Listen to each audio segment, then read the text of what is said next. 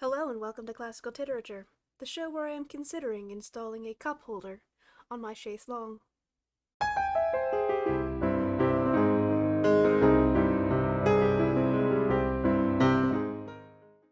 The last time we checked in with King Arthur, he'd gotten his shit kicked in by the Black Knight, in an attempt to avenge both Sir Griflet and Sir Miles.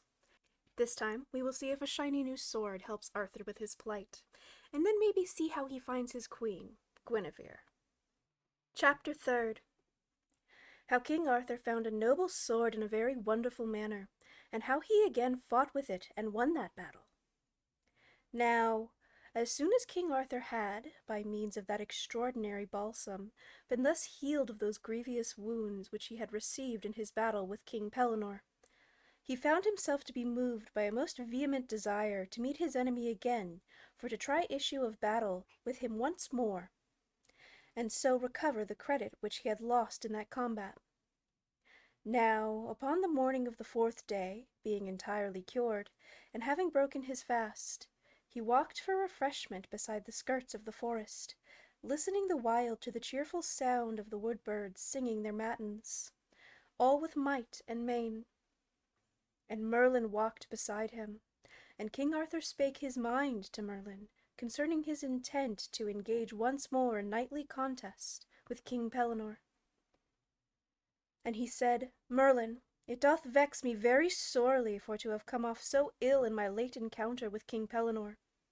Certes, he is the very best knight in all the world whom I have ever yet encountered. Natheless, it might have fared differently with me had I not broken my sword, and so left myself altogether defenceless in that respect. Howsoever that may be, I am of a mind for to essay this adventure once more, and so will I do as immediately as may be. Thereunto Merlin made reply, Thou art, assuredly, a very brave man to have so much appetite for battle, seeing how nigh thou camest unto death, not even 4 days ago. Yet, how mayest thou hope to undertake this adventure without due preparation? For lo, thou hast no sword, nor hast thou a spear, nor hast thou even thy misericordia, for to do battle withal. How then mayest thou hope for to essay this adventure? And King Arthur said, That I know not. Nevertheless, I will presently seek for some weapon as soon as may be. For, even as I have no better weapon than an oaken cudgel, yet I would essay this battle again with so poor a tool as that. Ha, Lord, said Merlin, I do perceive that thou art altogether fixed in thy purpose for to renew this quarrel. Wherefore I will not seek to stay thee therefrom, but will do all that in me lies for to aid thee in thy desires.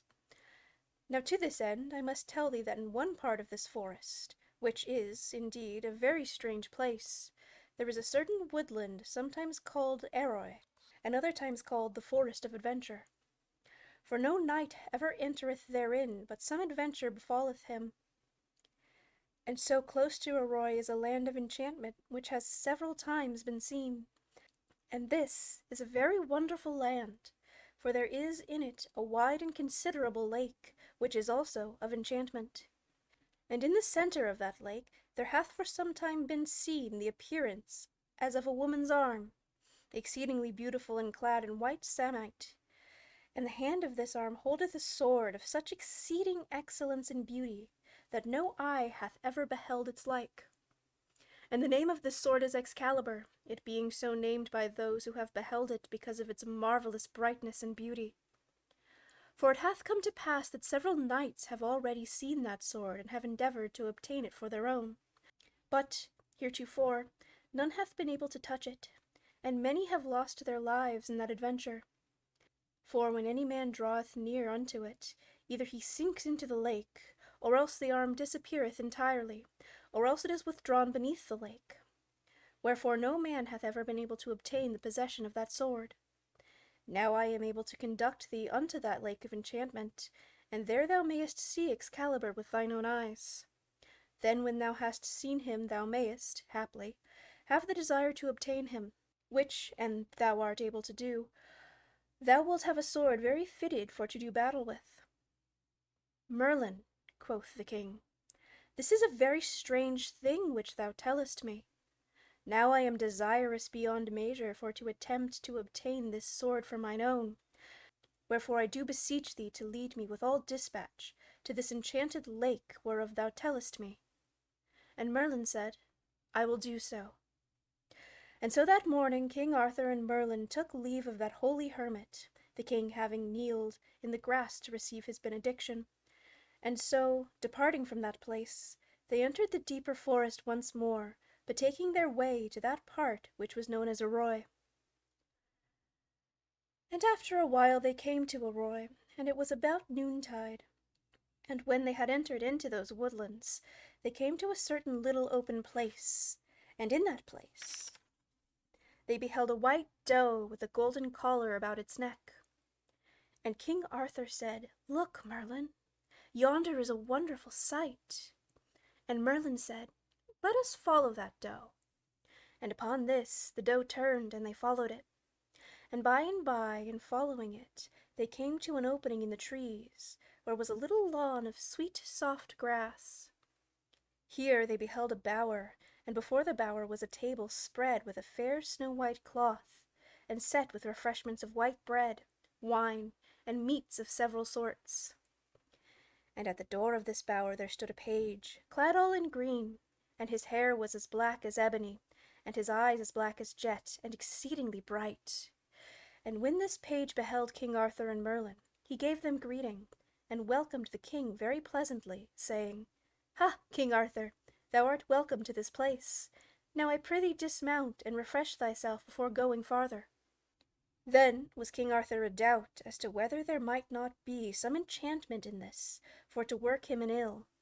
For he was astonished that that page in the deep forest should know him so well.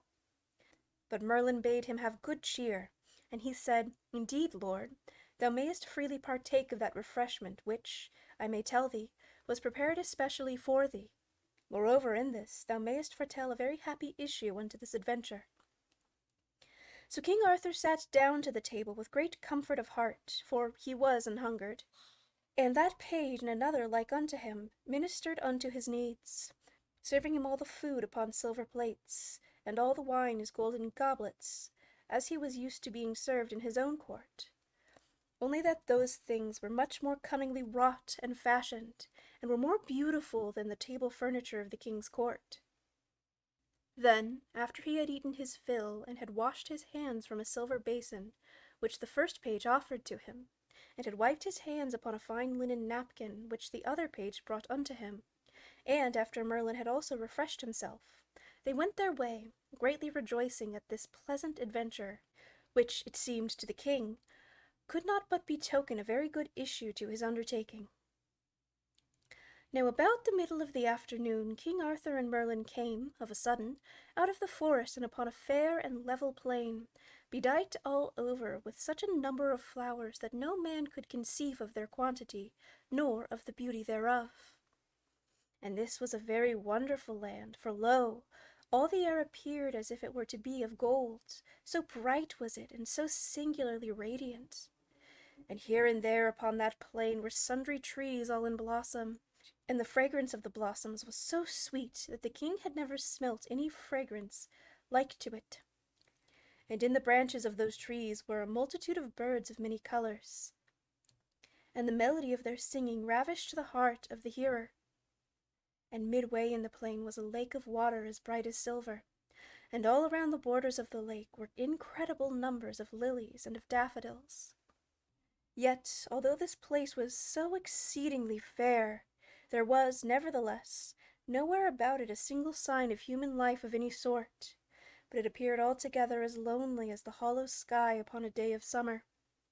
So, because of all the marvelous beauty of this place, and because of its strangeness and its entire solitude, King Arthur perceived that he must have come into a land of very powerful enchantment, where, happily, dwelt a fairy of very exalted quality.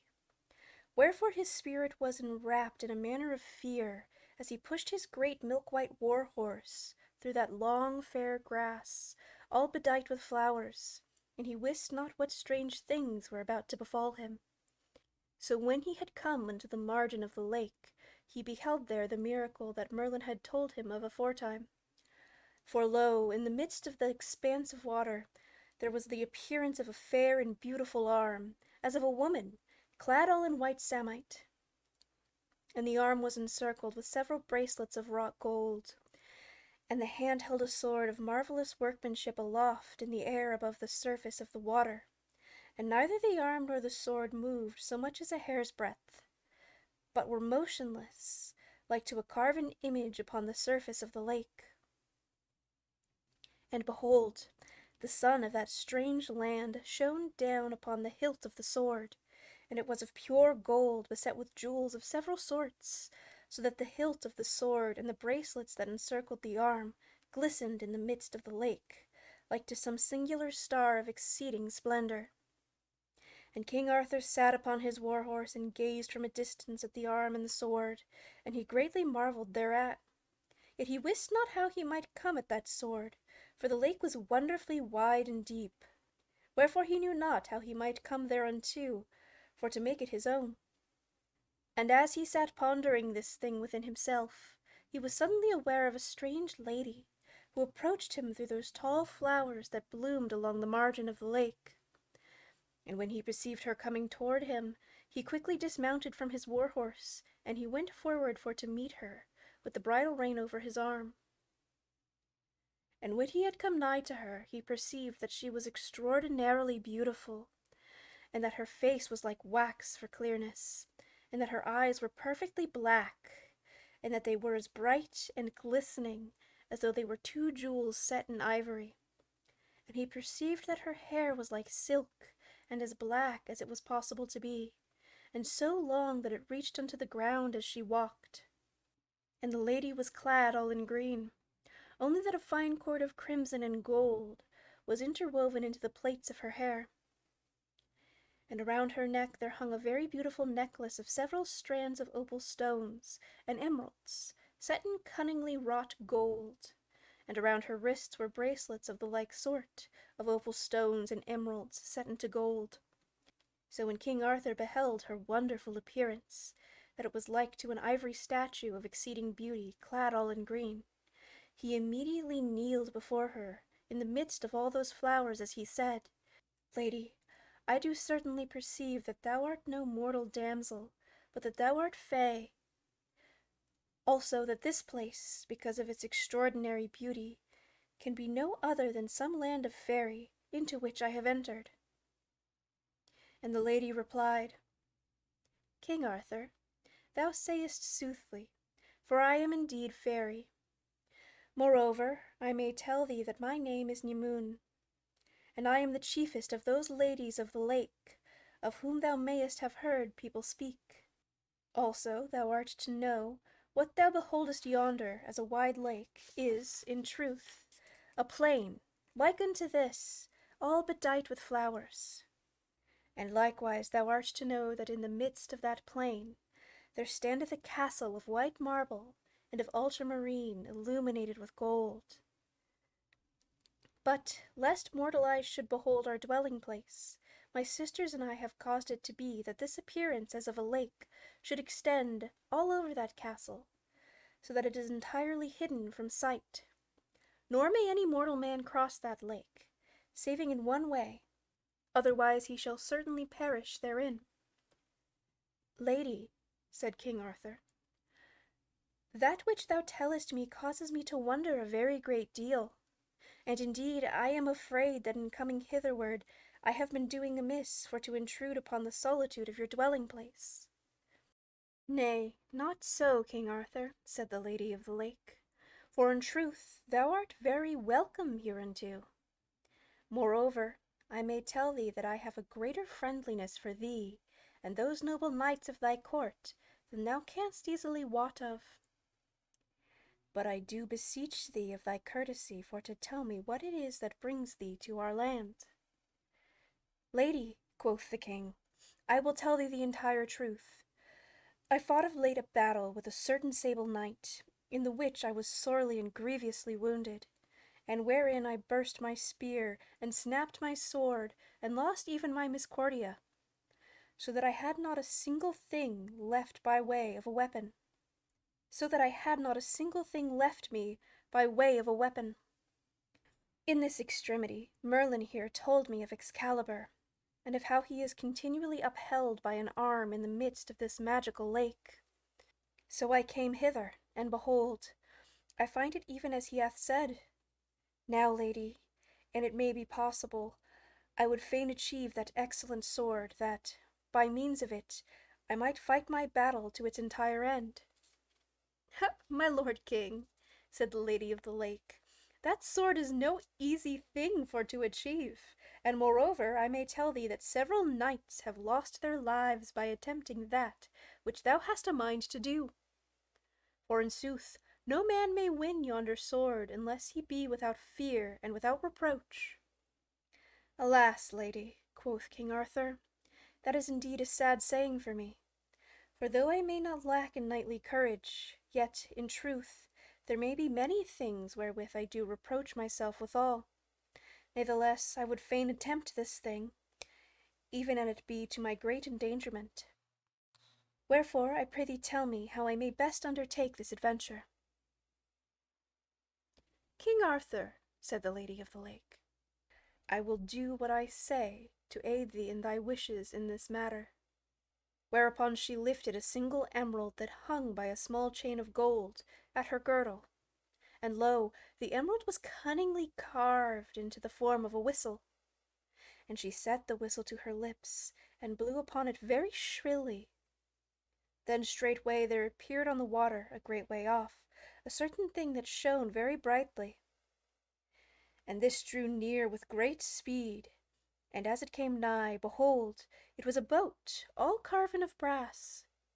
And the prow of the boat was carved into the form of a head of a beautiful woman, and upon either side were wings, like the wings of a swan. And the boat moved upon the water like a swan, very swiftly, so that long lines, like to silver threads, stretched far away behind, across the face of the water, which otherwise was like unto glass for smoothness. And when the brazen boat had reached the bank, it rested there, and moved no more. Then the Lady of the Lake bade King Arthur to enter the boat, and so he entered it. And immediately he had done so, the boat moved away from the bank as swiftly as it had come thither. And Merlin and the Lady of the Lake stood upon the margin of the water, and gazed after Arthur and the brazen boat. And King Arthur beheld that the boat floated swiftly across the lake, to where was the arm uplifting the sword, and that the arm and the sword moved not, but remained where they were. Then King Arthur reached forward and took the sword in his hand, and immediately the arm disappeared beneath the water. And King Arthur held the sword, and the scabbard thereof, and the belt thereof in his hand, and lo, they were his own. Then verily his heart swelled with joy, and it would burst within his bosom, for Excalibur was 100 times more beautiful than he had thought possible. Wherefore his heart was nigh to breaking for pure joy at having obtained that magic sword. Then the brazen boat bore him very quickly back to the land again, and he stepped ashore where stood the Lady of the Lake and Merlin. And when he stood upon the shore, he gave the lady great thanks beyond measure for all that she had done for to aid him in his great undertaking, and she gave him cheerful and pleasing words in reply. Then King Arthur saluted the lady, as became him, and, having mounted his war horse, and Merlin having mounted his palfrey, they rode away thence upon their business, the king's heart still greatly expanded with pure delight at having for his own that beautiful sword, the most beautiful and the most famous sword in all the world. That night King Arthur and Merlin abided with the holy hermit at the forest sanctuary, and when the next morning had come, the king having bathed himself in the ice-cold forest fountain, and being exceedingly refreshed thereby, they took their departure, offering thanks to that saintly man for the harborage he had given them. Anon, about noontide, they reached the valley of the Sable Knight, and there were all things appointed exactly as when King Arthur had been there before, to wit, that gloomy castle, the lawn of smooth grass, the apple tree covered over with shields, and the bridge whereon hung that single shield of sable.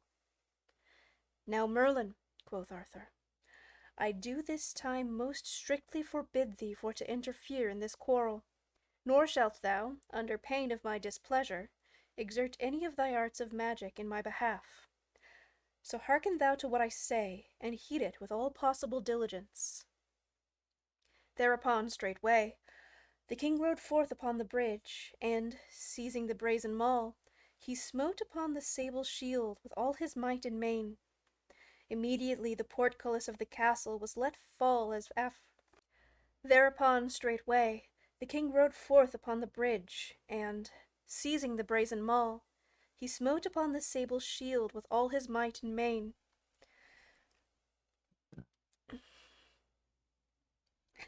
Immediately the portcullis of the castle was let fall as aforetold, and, in the same manner as that other time, the sable knight rode forth therefrom, already bedight and equipped for the encounter. So he came to the bridgehead, and there King Arthur spake to him in this wise: Sir Pellinore, we do now know one another entirely well, and each doth judge that he has cause of quarrel with the other. Thou, that I, for mine own reason, as seemed to me to be fit, have taken away from thee thy knightly estate, and have driven thee into this forest solitude. I, that thou hast set thyself up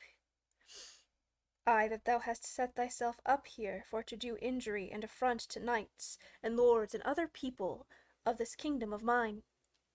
Wherefore, seeing that I am here as an errant knight, I do challenge thee for to fight with me, man to man, until either thou or I have conquered the other. Unto this speech King Pellinore bowed his head in obedience, and thereupon he wheeled his horse, and, riding to some little distance, took his place where he had afore stood.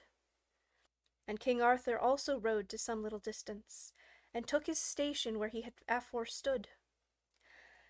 At the same time there came forth from the castle one of those tall pages clad all in sable, pied with crimson, and gave to King Arthur a good, stout spear of ashwood, well seasoned and untried in battle.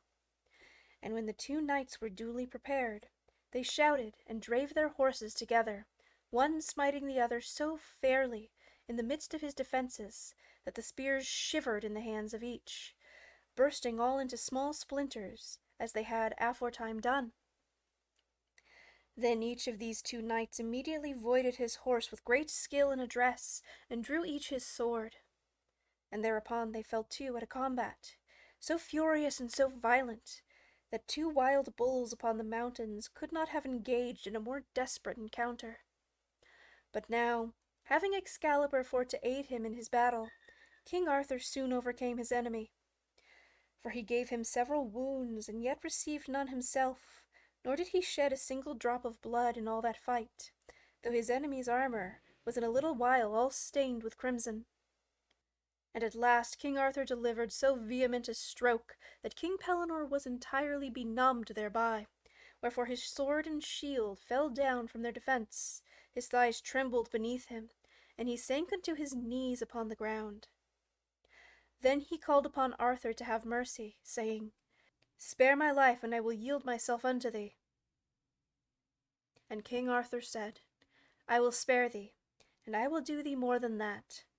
For now that thou hast yielded thyself unto me, lo, I will restore unto thee thy power and estate.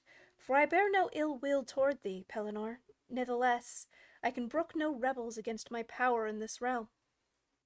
For, as God judges me, I do declare that I hold singly, in my sight, the good of the people of my kingdom. Wherefore he who is against me is also against them, and he who is against them is also against me. But now that thou hast acknowledged me, I will take thee into my favour.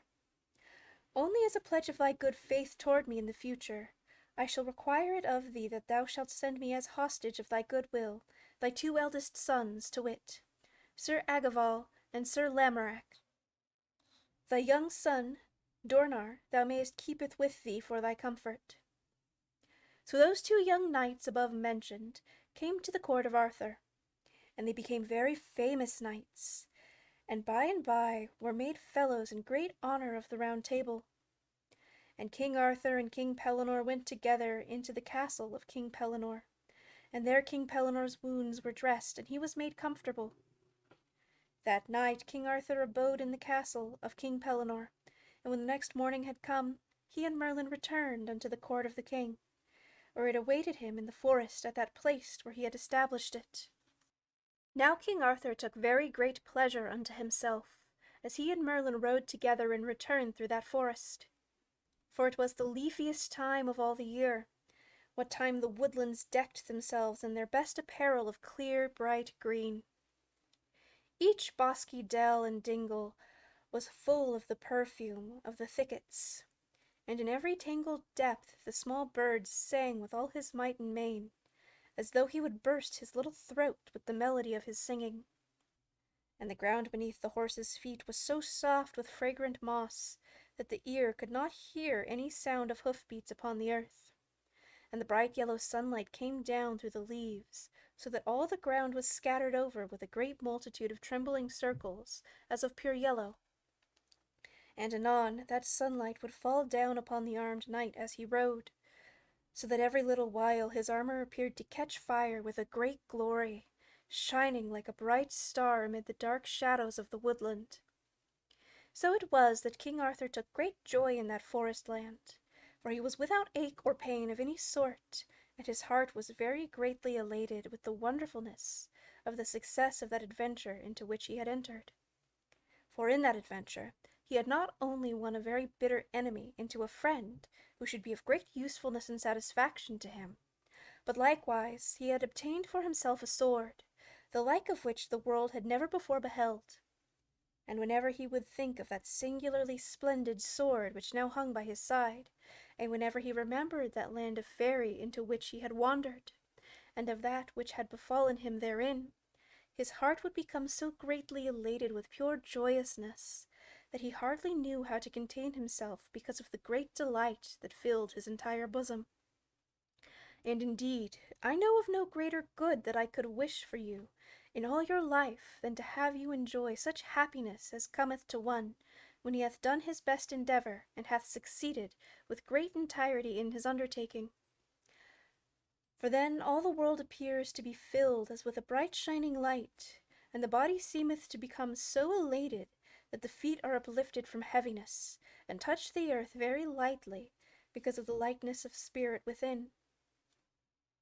Wherefore it is, that if I could have it in my power to give you the very best that the world hath to give, I would wish that you might win your battle as King Arthur won his battle at that time, and that you might ride homeward in such triumph and joyousness as filled him that day, and that the sunlight might shine around you as it shone around him, and that the breezes might blow, and that all the little birds might sing with might and main as they sang for him, and that your heart also might sing its song of rejoicing in the pleasantness of the world in which you live.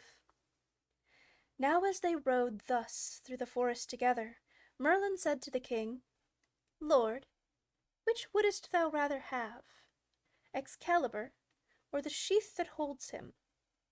To which King Arthur replied, 10,000 times I would rather have Excalibur than his sheath.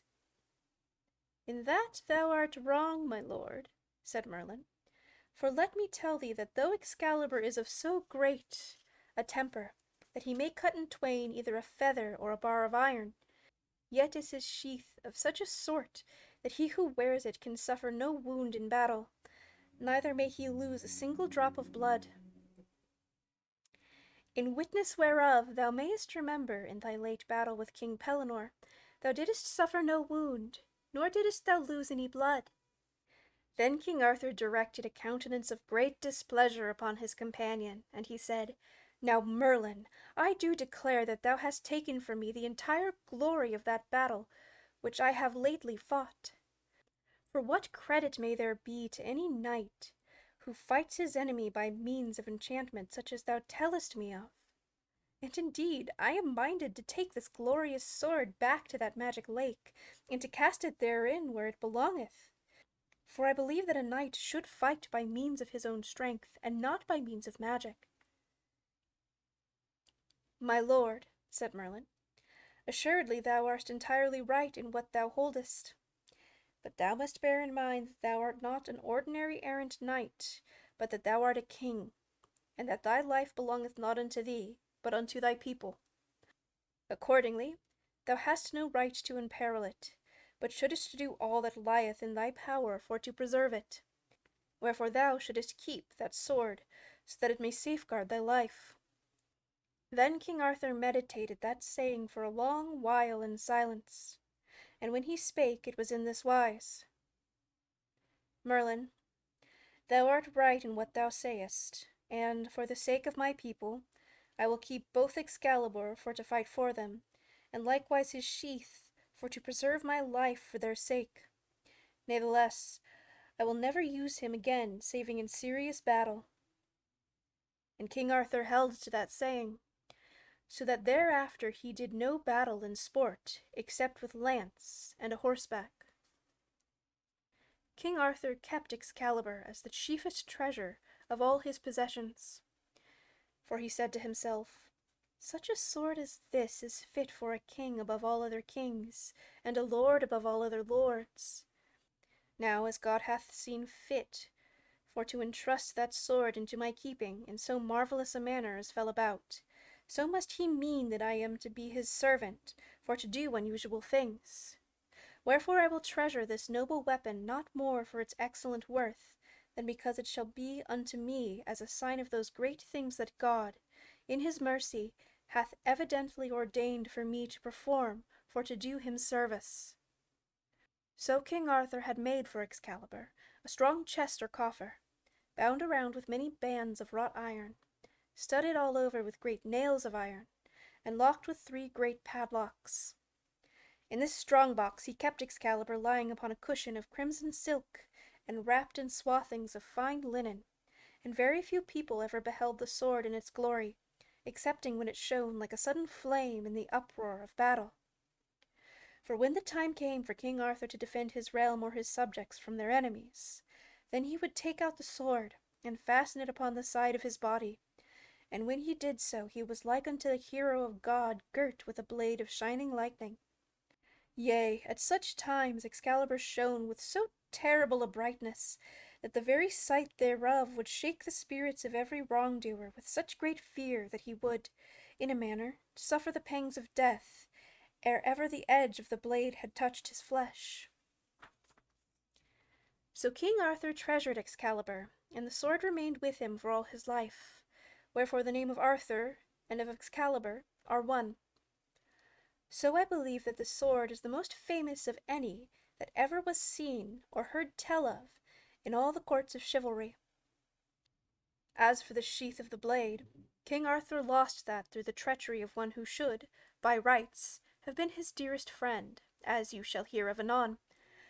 And in the end the loss of that miraculous sheath brought it about that he suffered a very great deal of pain and sorrow.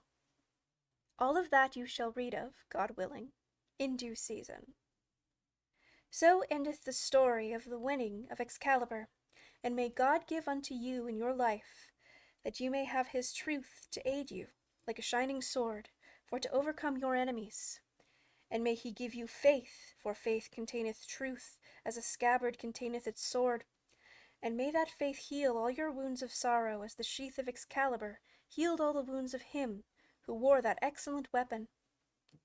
For with truth and faith girded upon you, you shall be as well able to fight all your battles as did that noble hero of old, whom men call King Arthur. Now, I would hate to leave you with a short video, so we will be proceeding into part 3, the winning of a queen. So, having told you how King Arthur obtained that very excellent sword Excalibur for a weapon of defence, I shall now presently recount sundry other noble and knightly adventures, whereby he won for himself a most beautiful and gentle lady for his queen. For though all the world is very well acquainted with the renown of that perfectly gracious dame, the Lady Guinevere, yet I do not think that the whole story of those adventures by the which King Arthur won her good favour hath ever yet been told. So, as the matter hereinafter to be related contains not only the narrative of that affair, but also the account of a certain enchanted disguise which Arthur assumed for his purposes, as well as sundry adventures of very knightly daring which he undertook, I have great hope that he who reads what I have written shall find it both an agreeable and an entertaining history. Chapter first. How King Arthur went to Tintagalon with 4 of his court, and how he disguised himself for a certain purpose. Now, upon a certain day, King Arthur proclaimed a high feast, which was held at Carleon upon Usk. Many noble guests were bidden, and an exceedingly splendid court gathered at the king's castle. For at that feast there sat 7 kings and 5 queens in royal state, and there were high lords and beautiful ladies of degree, to the number of 67. And there was a multitude of those famous knights of the king's court, who were reckoned the most renowned in arms in all of Christendom. And of all this great gathering of kings, lords, and knights, not one man looked askance at his neighbour, but all were united in good fellowship. Wherefore, when the young king looked about him and beheld such peace and amity among all these noble lords, where, aforetime, had been discord and ill regard, certes, quoth he to himself, it is wonderful how this reign of mine hath knit men together in kindness and good fellowship. And because of such thoughts as these, his spirit took wings like unto a bird, and sang within him. Now while the king sat thus at feast, lo, there came a herald messenger from the west country. And the herald came and stood before the king, and said, Greeting to thee, King Arthur. Then King Arthur said, Speak, and tell me, what is thy message? To which the herald made reply, I come from King Leodegrance of Camelard, who is in sore trouble. For thus it is, his enemy and thine enemy, King Rience of North Wales, he who at one time in contempt of thee commanded thee to send him thy beard for to trim his mantle, doth make sundry demands of my master, King Leodegrance, which demands King Leodegrance is altogether loath to fulfill. And King Rience of North Wales threateneth to bring war unto Camelard because King Leodegrance doth not immediately fulfill those demands. Now King Leodegrance hath no such array of knights and armed men as he one time had gathered about him for to defend his kingdom against assault.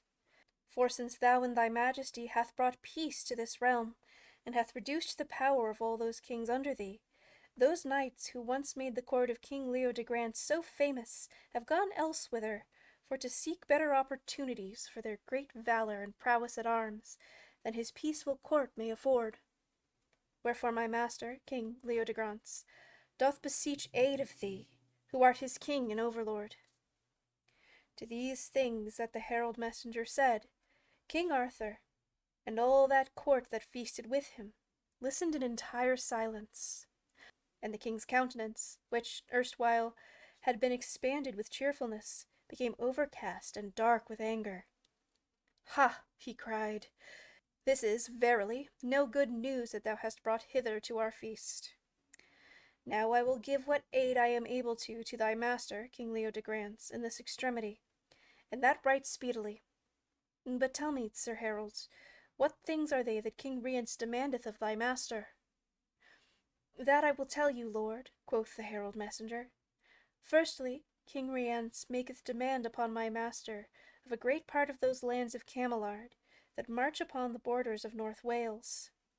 Secondly, he maketh demand that the Lady Guinevere, the king's daughter, be delivered in marriage unto Duke Moradant of North Umber, who is kin unto King Rience, and that duke, though a mighty warrior, is so evil of appearance and so violent of temper, that I believe that there is not his like for ugliness or for madness of humour in all of the world.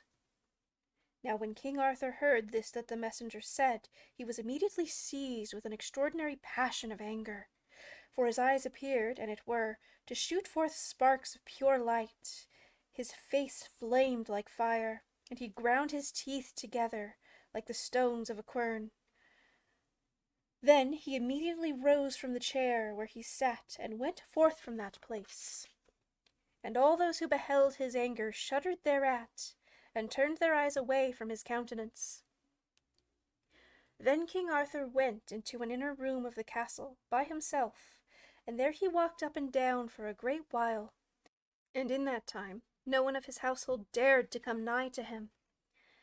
And the reason of the king's wrath was this, that ever since he had lain wounded and sick nigh unto death in the forest, he bare in his mind how the Lady Guinevere had suddenly appeared before him like some tall, straight, shining angel, who had descended unto him out of paradise, all full of pity, and exceedingly beautiful. Wherefore, at thought of that wicked mad Duke Mordaunt of North Umber making demand unto marriage with her, he was seized with a rage so violent that it shook his spirit like a mighty wind. So for a long while he walked up and down in his wrath as aforesaid, and no one durst come nigh unto him, but all stood afar off, watching him from a distance. Then, after a while, he gave command that Merlin and Sir Ulfius and Sir Kay should come to him at that place where he was.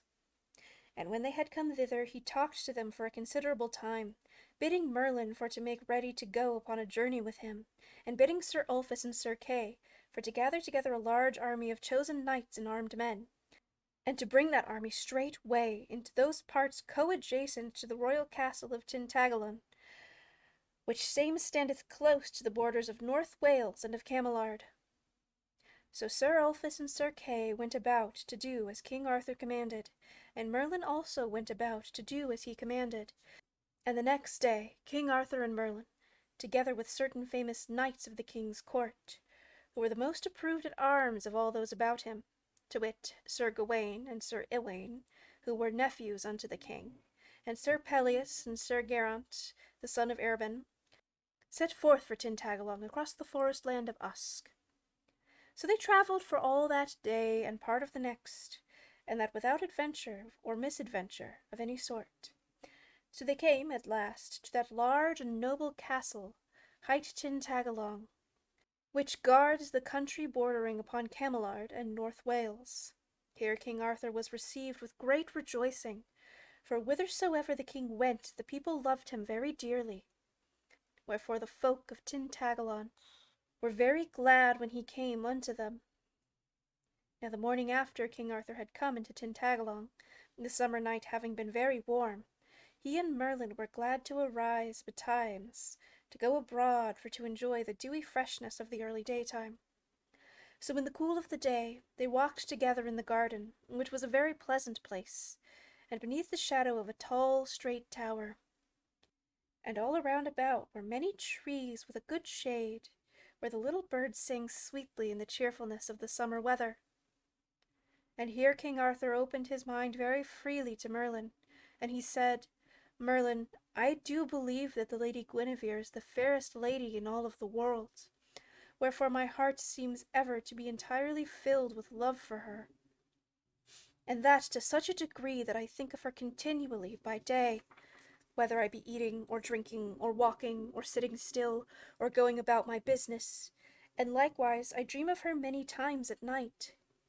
And this has been the case with me, Merlin, ever since a month ago, when I lay sick in that hermit's cell in the forest, what time she came and stood beside me like a shining angel out of paradise.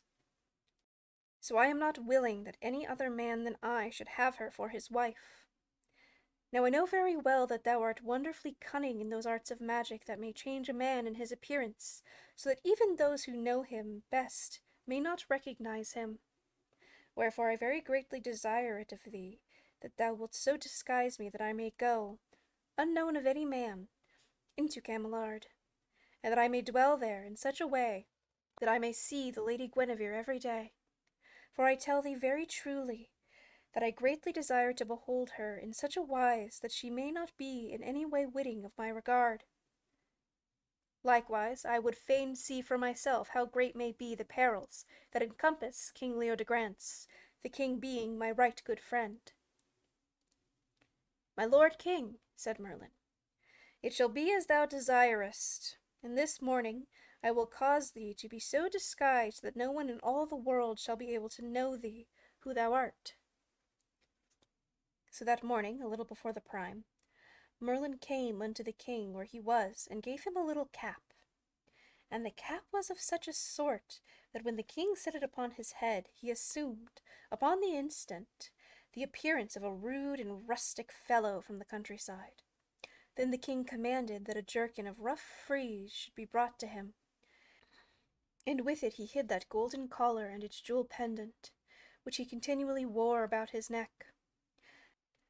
Then, setting the cap upon his head, he assumed at once the guise of that peasant hind.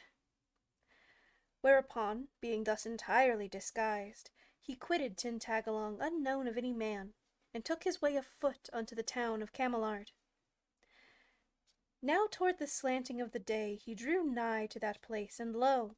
He beheld before him a large and considerable town, of many comely homes, with red walls and shining windows. And the houses of the town sat all upon a high steep hill, the one overlooking the other, and the town itself was encompassed around about by a great wall, high and strong. And a great castle guarded the town, and the castle had very many towers and roofs. And all around about the tower were many fair gardens and lawns and meadows, and several orchards and groves of trees, with thick and pleasant shade. Now at that time of day the sky behind the tower was, as it were, an entire flame of fire, so that the towers and the battlements of the castle, and the roofs and the chimneys thereof, stood altogether black against the brightness of the light. And behold, great flocks of pigeons encircled the towers of the castle, in a continual flight against that fiery sky. So, because Arthur was a-weary with walking for all that day, it appeared to him that he had hardly ever beheld in all his life so fair and pleasing a place as that excellent castle, with its gardens and lawns and groves of trees. Thus came King Arthur unto the castle of Cameliard, in the guise of a poor peasant from the countryside, and no man in all of the world knew who he was. So having reached the castle, he made inquiries for the head gardener thereof, and when he had his speech with the gardener, he besoughted him that he might be taken into service, into that part of the garden that appertained to the dwelling place of the Lady Guinevere. Then the gardener looked upon him and saw that he was tall and strong and well framed, wherefore he liked him very well, and took him into service even as he desired. And thus it was that King Arthur of Britain became a gardener's boy at Cameliard.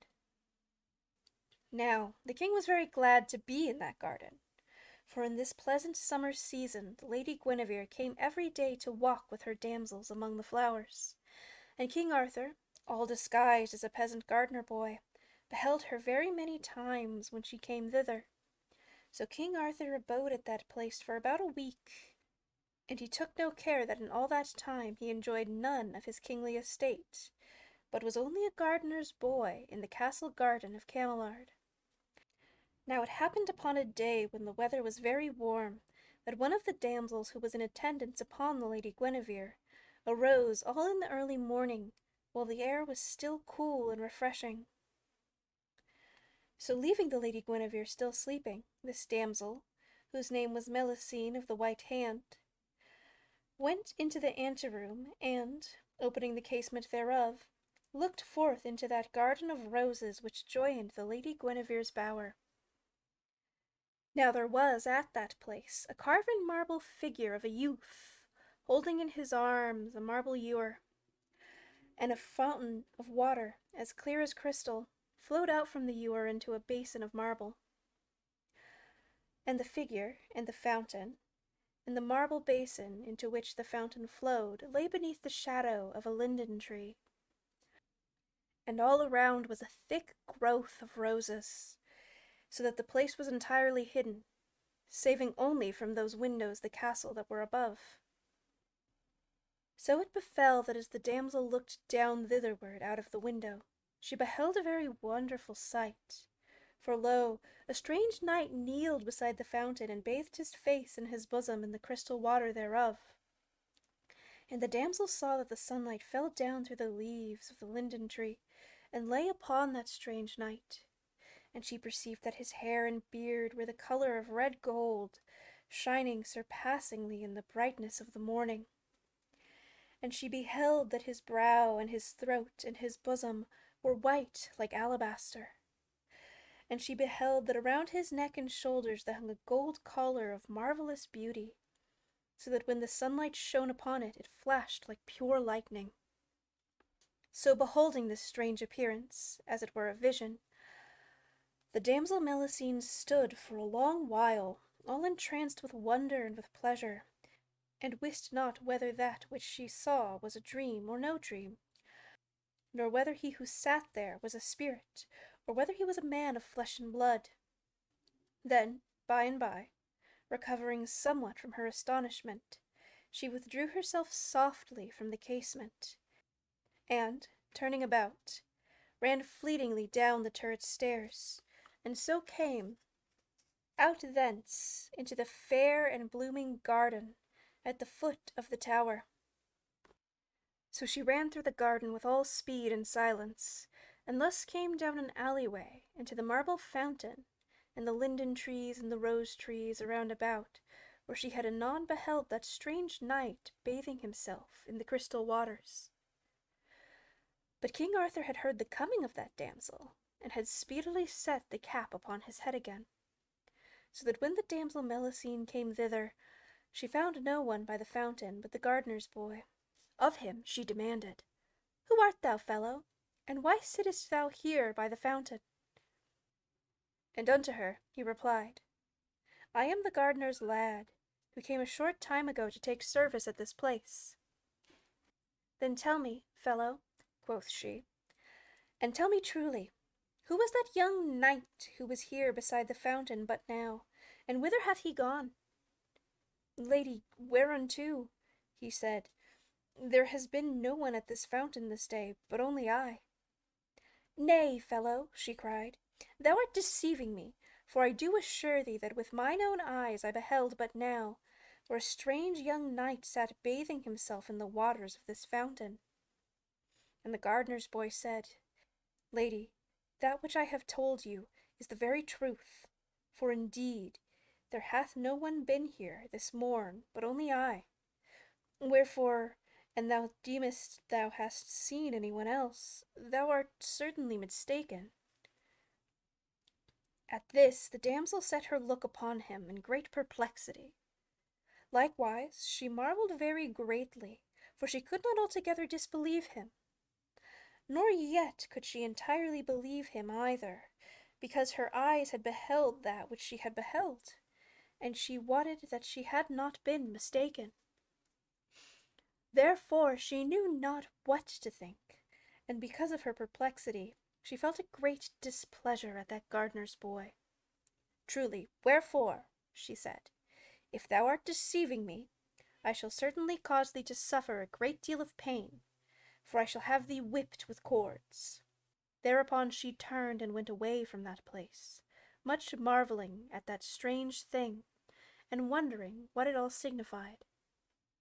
That morning she told unto the Lady Guinevere all that she had seen, but the Lady Guinevere only laughed at her and mocked her, telling her that she had been asleep and dreaming, when she beheld that vision. And indeed the damsel herself had begun to think this must be the case. Nevertheless, she thereafter looked out every morning from her casement window, albeit she beheld nothing for a great while, for King Arthur came not soon to that place again. So by and by there befell another certain morning, when she looked out of the casement, and lo, there sat that strange knight by the fountain once more as he had aforetime sat. And he bathed his face and his bosom in the water, as he had aforetime done. And he appeared as comely and as noble as he had appeared before, and his hair and his young beard shone like gold as they had shone before in the sun. And this time she beheld that his collar of gold lay upon the brink of the fountain beside him, and it sparkled with great splendor in the sunlight, the whiles he bathed his bosom. Then, after that damsel had regarded him for a considerable time, she ran with all speed to the chamber where the Lady Guinevere still lay, and she cried out in a loud voice, "Lady, lady, arouse thee and come with me, for lo, that same young knight whom I beheld before is even now bathing himself at the fountain under the linden tree." Then the Lady Guinevere, greatly marvelling, aroused herself right quickly, and, dighting herself with all speed, went with the damsel unto that casement window which looked out into that part of the garden. And then she herself beheld the young knight, where he laved himself at the fountain. And she saw that his hair and his beard shone like gold in the sunlight, and she saw that his under vestment was of purple linen threaded with gold, and she saw that beside him lay that cunningly wrought collar of gold inset, with many jewels of various colours, and the collar shone with great splendour, where it lay upon the marble verge of the fountain. Some whiles she gazed, exceedingly astonished. Then she commanded the damsel Melusine for to come with her, and therewith she turned and descended the turret stairs, and went quickly out into the garden, as her damsel had done aforetime. Then, as that damsel had done, she straightway hastened with all speed down the alleyway toward the fountain. But behold, when she had come there, she found no young knight, but only the gardener boy, exactly as had happened with the damsel Melusine aforetime. For King Arthur had heard her coming, and had immediately put that enchanted cap upon his head. Then the Lady Guinevere marvelled very greatly to find there only the gardener's boy, and she wist not what to think of so strange a thing. Wherefore she demanded of him, even as Melusine had done, whither had gone the young knight whom she had beheld anon there at the fountain. And unto her the gardener lad made answer as aforetime, Lady, there hath been no one at this place at any time this morning, but only I. Now when King Arthur had donned his cap at the coming of the lady, he had, in his great haste, forgotten his golden collar. And this Guinevere beheld where it lay shining very brightly beside the margin of the fountain. How now, quoth she, wouldst thou dare to make a mock of me? Now tell me, thou fellow, do gardeners' boys in the land whence thou didst come wear golden collars about their neck, like unto that collar which lieth yonder beside the fountain? Now, an I had thee well whipped, it would be thy rightful due. But thou take that bauble yonder, and give it unto him to whom it doth rightfully belong, and tell him from me that it doth ill become a true belted knight for to hide himself away in the privy gardens of a lady. Then turned she with the damsel Melusine, and left she that place, and went back again into her bower. Yet indeed, for all that day, as she sat over her broidery, she did never cease to marvel and to wonder how it was possible that that strange young knight should so suddenly have vanished away, and left only the poor gardener's boy in his stead. Nor for a long time might she unriddle that strange thing. Then, of a sudden, at that time when the heat of the day was sloping towards the cooler part of the afternoon, she aroused herself because of a thought that had come in an instant unto her. So she called the damsel Melusine to come to her, and she bade her to go and tell the gardener's lad for to fetch her straightway a basket of fresh roses for to adorn her tower chamber. So Melusine went and did as she bade, and after considerable time the gardener's lad came bearing a great basket of roses, and lo, he wore his cap upon his head. And all the damsels in waiting upon the Lady Guinevere, when they saw how he wore his cap in her presence, cried out upon him, and Melusine of the white hand demanded of him, What? How now, Sir Boar? Dost thou know so little of what is due unto a king's daughter, that thou dost wear thy cap even in the presence of the Lady Guinevere? Now, I bid thee straightway to take thy cap off thy head. And to her King Arthur made answer, Lady, I cannot take off my cap. Quoth the Lady Guinevere, And why canst thou not take off thy cap, thou surly fellow? Lady, said he, I cannot take off my cap because I have an ugly place upon my head. Then wear thy cap, quoth the Lady Guinevere, only fetch thou the roses unto me. And so at her bidding he brought the roses to her. But when he had come nigh unto the lady, she, of a sudden, snatched at the cap, and plucked it off from his head. Then lo, he was upon the instant transformed, for instead of the gardener's boy there stood before the Lady Guinevere and her damsel the appearance of a noble knight, with hair and beard like threads of gold. Then he let fall his basket of roses, so that the flowers were scattered all over the floor, and he stood and looked at all who were there. And some of those damsels in attendance upon the Lady Guinevere shrieked, and others stood still from pure amazement, and wist not how to believe what their eyes beheld. For not one of these ladies knew that he whom she beheld was King Arthur. Nevertheless, the Lady Guinevere remembered that this was the knight whom she had found so sorely wounded, lying in the hermit's cell in the forest. Then she laughed and flung back his cap again. "Take thy cap," quoth she, "and go thy ways, thou gardener's boy who hath an ugly place upon his head." Thus she said because she was minded to mock him. But King Arthur did not reply to her, but straightway, with great sobriety of aspect, he set his cap upon his head again. So, resuming his humble guise once more, he turned and quitted that place, leaving the roses scattered all over the floor, even as they had fallen. And after that time, whenever the Lady Guinevere would come upon the gardener's lad in the garden, she would say unto her damsel in such a voice that he might hear her speech, "Lo, yonder is the gardener's lad, who hath an ugly place upon his head, so that he must always wear his cap for to hide it." Thus she spake openly, mocking at him, but privily she bade her damsels to say naught concerning these things, but to keep unto themselves all those things which had befallen. And I think we will stop there for today. Next time, we will see how Arthur fares in what is now essentially a rom-com plot. But until then, you can follow me on any of these social medias, including over on Patreon. This has been Classical Titerature. Thanks for watching.